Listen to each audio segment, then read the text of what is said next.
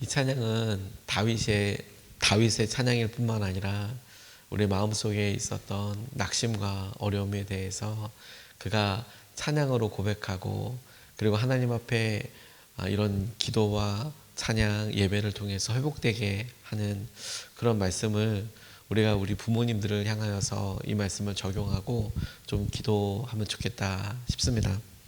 자녀들에게 가장 많은 말을 하는 사람은 누구일까요? 부모님들이겠죠. 아무래도 시간이 있으니까, 또 어렸을 때에는 부모님들과 계속 보내게 되니까. 오늘도 어린이날 맞아서 혹 우리 자녀들과 함께 움직인다면 우리들이 이야기 많이 하겠죠. 그러나 제가 부모가 되어 보니까 하고 싶은 말 중에서 10분의 1도 안 하는 것 같아요. 부모님들의 말씀을 제일 많이 하신다고 싶지만 하고 싶은 말 중에서 참고 그렇게 하는 거겠죠.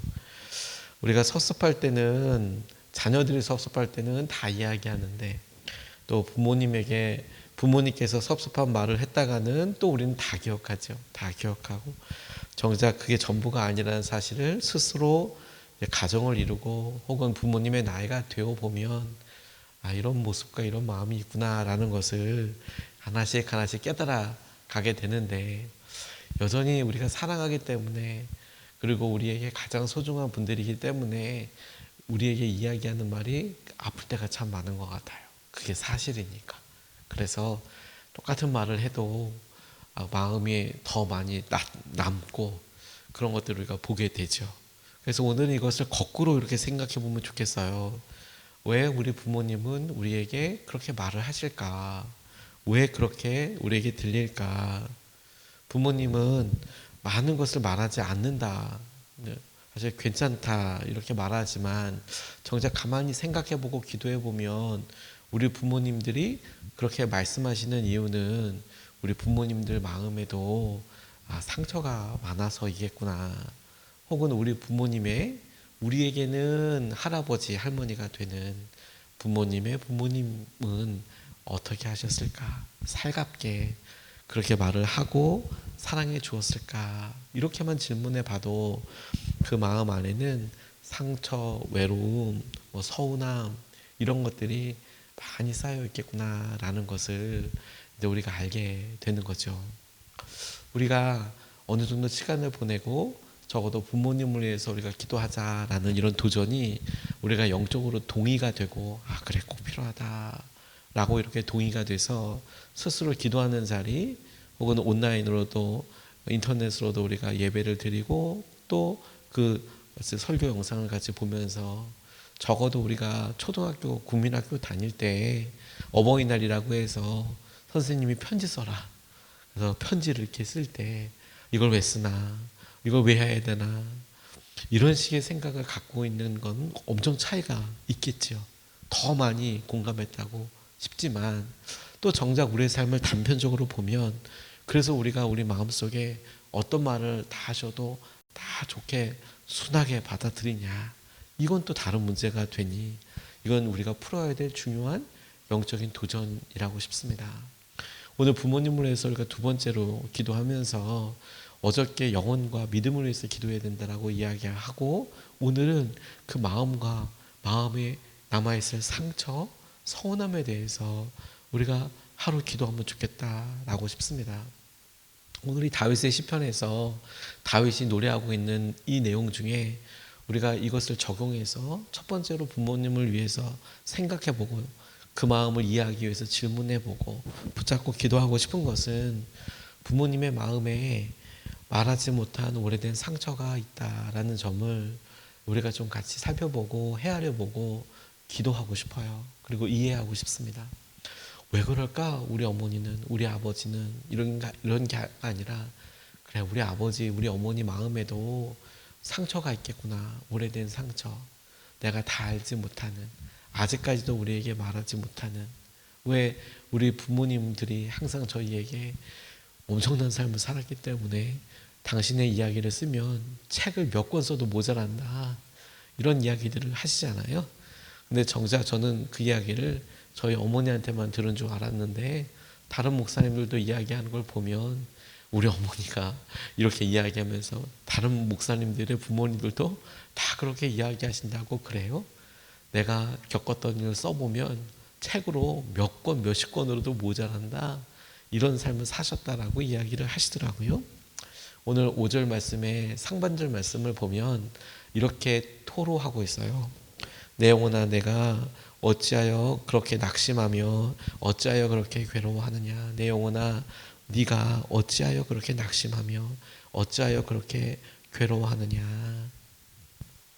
다윗이 어느 날 자기에게 보여진 모습과 낙심하는 모습에 대해서 그렇게 표현한 거겠죠. 네가 어찌하여 그렇게 낙심하고 낙담하느냐.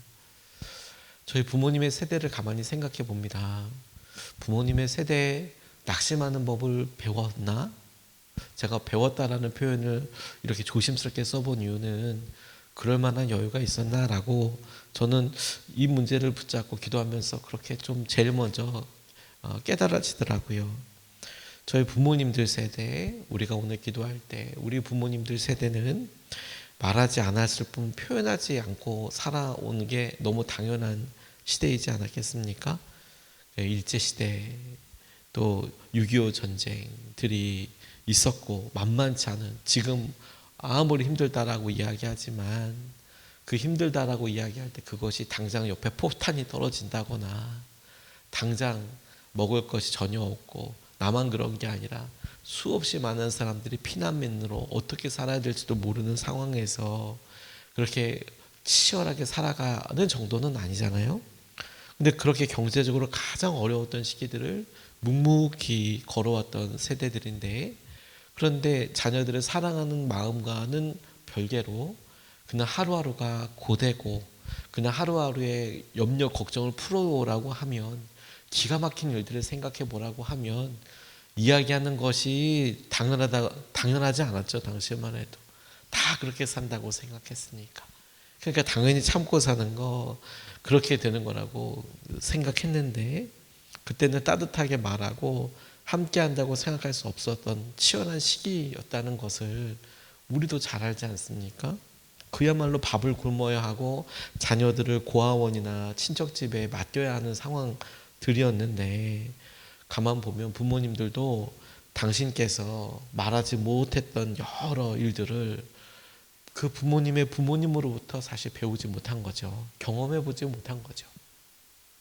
어떻게 했는지를 잘 모르는 거죠.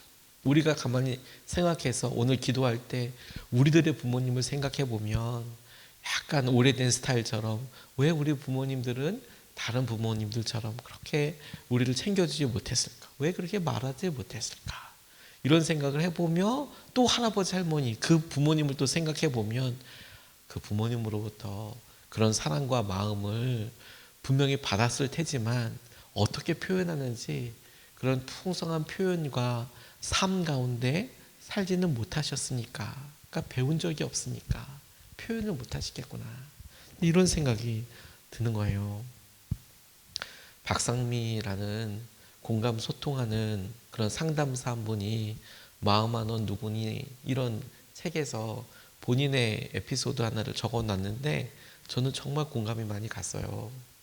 이분이 공감 소통, 마음 치유 이런 강의를 하는 굉장히 유명한 그런 분인데, 아버님 돌아가시고 어머니랑 오랫동안 혼자 같이 살게 되었습니다.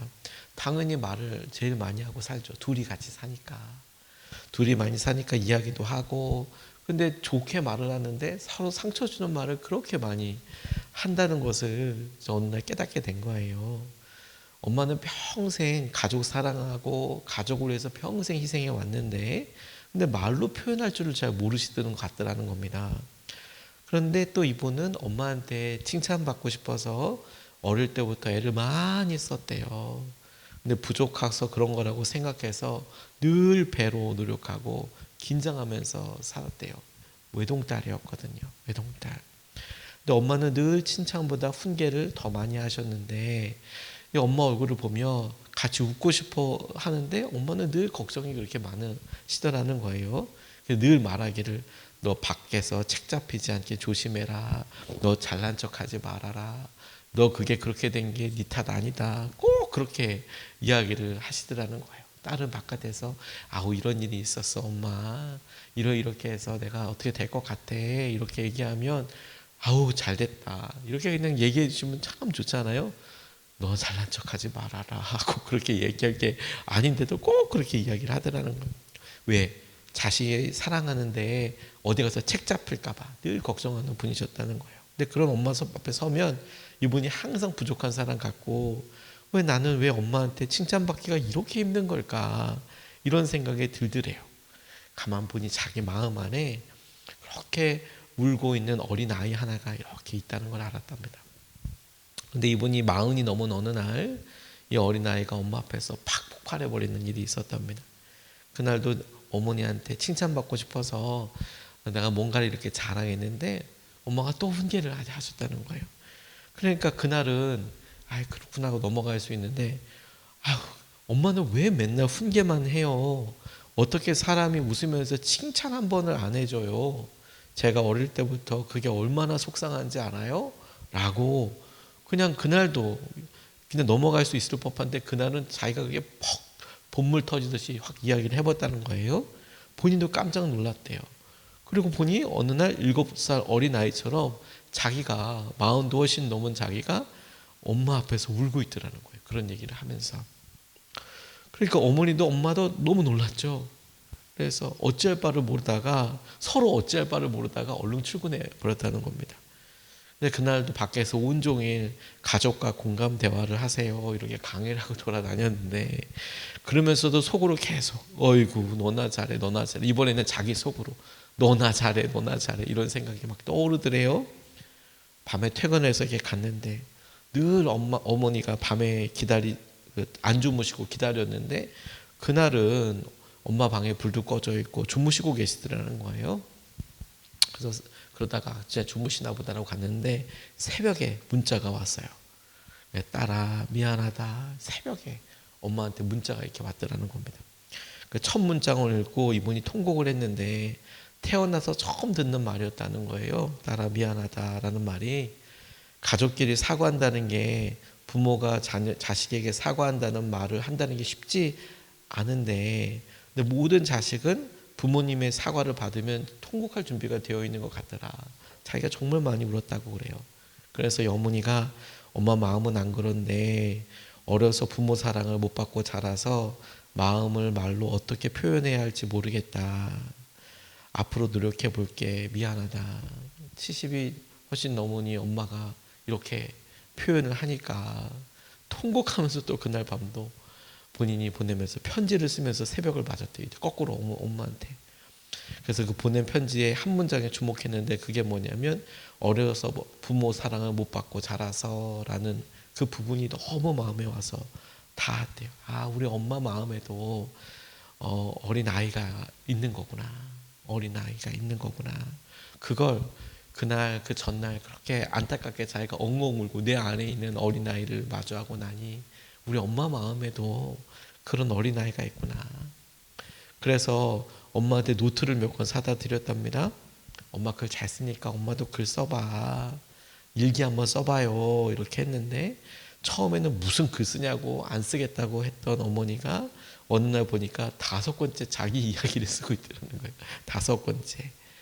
그래서 이전에는 짧은 글들 이런 걸 이렇게 쓰시다가 솔직하게 자기 이야기를 쓰기 시작했는데 어느 날 그 노트를 보니까 그 노트의 첫 문장이 까만 치마에 흰 저고리를 입은 5살 나는 울고 또 울면서 엄마를 찾아다녔다.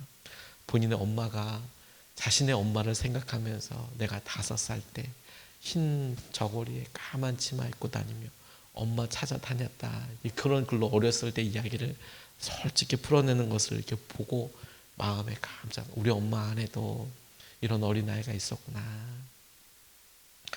우리는 우리 안에 있는 여러 일들을 통해 부모님이 그럴 거구나라는 것을 그 나이가 돼 봐야 아니 참 너무 늦죠. 근데 너무 늦다고만 생각할 게 아니라 우리가 또 들면 더 깨달아지는 게 있을 테니 너무 일찍 그때가 일찍은 거라고 할 수 있지 않겠어요? 그때까지도 모르는 내용들이 있을 거 아니에요. 아 우리 아버지 우리 어머니 은퇴할 때 이런 마음이었겠구나. 어느 날 팔이 너무 아프고 허리가 아프고 이럴 때 본인의 일상이 되지 않을 때 이런 마음이었겠구나. 그걸 우리가 그 나이가 돼보고 우리의 몸이 그렇게 노쇠해지면 이런 마음이었겠구나. 이런 생각이 그때야 드니 말이에요. 그러니 우리가 이렇게 기도할 때 하나님, 우리 부모님의 마음에 오래된 상처가 있겠네요. 우리 안에 있는 것처럼 그 상처를 좀 주님 만나주세요. 그게 기도 제목이네요. 그게 기도 제목이네요. 우리가 부모님을 위한 특세를 읽고 기도할 때 그걸 우리도 믿음으로 그걸 우리가 부모님 앞에 온전히 같이 서도록 그걸 위해서 우리가 기도하는 거예요. 우리 부모님 마음에 말하지 못한 상처, 우리 부모님 마음에도 본인이 배우지 못했기 때문에 혹시라도 있게 될 후회가 있다면, 혹시라도 있게 될 여러 일들이 있다면 하나님 다 풀어놓아서 편안하게 하나님 믿음 생활 혹은 주님을 바라볼 수 있도록 그 마음을 붙들어 주십시오. 그 상처를 치유하여 주십시오. 이렇게 기도해야 된다는 거예요. 그리고 이것을 우리가 마주하게 된다면 두 번째는 짧지만 우리에게 너무 구체적인 적용을 하게 해준다고 싶어요. 그게 뭐냐면 하나님께서 마음을 회복시켜 주시는 분이시잖아요. 5절 말씀을 보면 내 영혼아 네가 어찌하여 그렇게 낙심하며 어찌하여 그렇게 괴로워하느냐. 너는 하나님을 기다려라. 이제 내가 나의 구원자 나의 하나님을 또다시 찬양하련다. 이렇게 이야기하고 있는데 자기의 심령의 상처를 마주하고 있는 또 다른 화자가 자기의 심령에게 영혼에게 말하고 있는 거잖아요. 너 어찌 그렇게 괴로워하니? 너는 하나님을 바라라. 하나님을 기다리고 하나님을 또다시 찬양하자. 우리 이렇게 이야기를 하고 있는 건데요. 하나님께서만이 우리의 마음을 치유하시고 만지실 수가 있으시잖아요. 그리고 환경과 마음이 무너지면 인생이 무너지는 거예요. 노화와 은퇴 이후의 삶, 경제적 상실은 거의 자녀들의 성숙, 분가, 자녀들의 경제적으로 독립되는 것과 시기적으로 겹치잖아요. 그러다 보면 나 이렇게 힘들어도 내 자식 잘 되지, 내 자식이 어떻게 되지 이러면서 그 시기를 넘어갈 때에는 위안으로 삼을 수가 있어요. 근데 어느 순간에 보면 자녀들은 자녀들 삶에 온통 이렇게 집중할 수밖에 없는 삶이 되는데 그러고 나면 자기의 삶에 남은 게 이제 없는 거죠. 자신의 삶과 마주해야 될 순간이 오면 마음과 인생이 참 곤고하고 힘들다라고 생각하게 되는 거죠. 부모님들도. 그러니까 당장 마음, 경제적인 여러 일이 어렵지만 그 이후에 조금 더 지나고 나서 비로소 내가 혼자구나, 비로소 내가 이렇구나. 마치 다윗이 이 시편 기자가 내 영혼아 네가 어찌하여 낙심하느냐라고 새삼 깨닫게 되듯이 본인의 마음속에서도 내가 왜 이렇게 낙심하고 있지 어느 날? 내가 왜 이렇게 연약하지라는 것을 알게 되죠. 근데 부모님의 상황이 아니라 그게 우리의 기도 제목이지만 그것만이 아니라 부모님의 마음의 회복을 놓고 기도해야 해요. 하나님께서 부모님의 마음을 책임져 주시고 상처를 치유하여 주시고 기쁨을 회복하여 달라고 허락하여 달라고 간절히 날마다 기도해야 하는 것이죠. 우리 아이들이 갈 때 상처받고 학교 생활 잘하게 하는 것만큼이나 더 많이 하나님 오늘도 우리 부모님의 마음에 기쁨이 있게 해주십시오. 그런데 여러분 저는 여기서 이렇게 도전할 수 있겠다고 싶었어요. 이 시편 말씀을 딱 고르면서 기도하면서 붙잡으면서 노래는 같이 할 수 있잖아요. 노래는 우리 어렸을 때 부모님, 어머니가 아버지가 노래 불러주셨던 기억 혹시 나십니까? 노래는 내 영혼아 하나님을 기다리고 하나님을 찬양하련다 라고 이야기할 때 지금 당장 어떤 해결이 아니라 그래 하나님은 나를 책임져 주시고 하나님은 나와 함께 하고 계시고 하나님은 이런 마음을 다 아시고 그게 노래로 하고 또 부르고 또 부르고 근데 노래니까 특별한 게 뭐냐면 반복해서 할 수 있잖아요. 그럼 어느 순간에 우리의 마음이 그렇게 그래 그렇지 이렇게 마음이 그렇게 변화되기도 하고 노래니까 같이 할 수도 있잖아요. 둘이 셋이 그 노래 알면 같이 할 수 있지 않겠습니까? 저는 저희 아버지가 목회하실 때 그 교회 미자리 교회 지하가 카바레였는데 카바레에서 밤만 되면 배신자요 이거 노래 많이 들려왔는데 어느 날 저희 아버지가 노래 그 설교 준비를 하고 계실 때 자기도 모르게 성경에서 주일 설교 준비하고 있는데 입에서 배신자요, 배신자요 이런 노래가 나오더라. 하도 들리니까 그게 빵 터졌었는데, 근데 가만 생각해 봤어요.